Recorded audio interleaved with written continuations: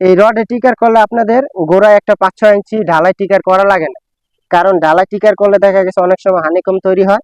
এই রডে টিকার গুলো করলে সেই হানিকমটা থাকে না, একবারে ছাদ থেকে ডাইরেক্টলি কলমটা হয়। তো যখন আপনারা রডে টিকার করবেন, এগুলার একটা কাভার পাওয়া যায়, সেই কাভার ব্যবহার করতে পারেন।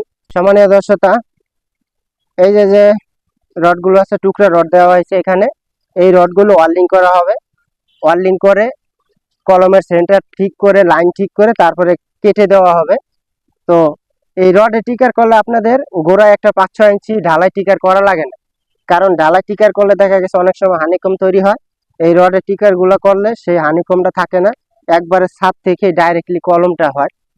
তো যখন আপনারা রডে টিকার করবেন, এগুলার একটা কাভার পাওয়া যায়, সেই কাভার ব্যবহার করতে পারেন, বা কাভার না ব্যবহার করলে কোনো সমস্যা নেই।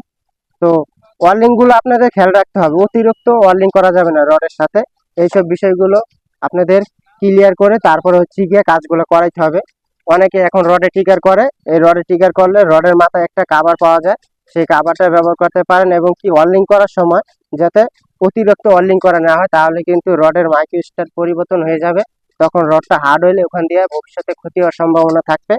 তো যার ফলে অবশ্যই আপনারা যখন রডে টিকার গুলো করবেন, অতিরিক্ত যাতে ওয়ার্লিং না করে, 2-3টা করে যাতে ওয়ার্লিং করে। বেশি ওয়ার্লিং করলে কিন্তু রডের টেম্পার বেড়ে যাবে, তখন কি হবে, ভবিষ্যতে আপনাদের বাড়ির ক্ষতি হবে। তো এই রডের টিকার গুলো খুবই সতর্কতার সাথে করতে হবে। এখানে রডের টিকার বসানো হয়েছে এবং এটি সেন্টার করে কেটে দেওয়া হবে। ওয়ার্লিং করার পরে শুধু গুনা তার দিয়ে বাইন্ডিং করা হয়েছে।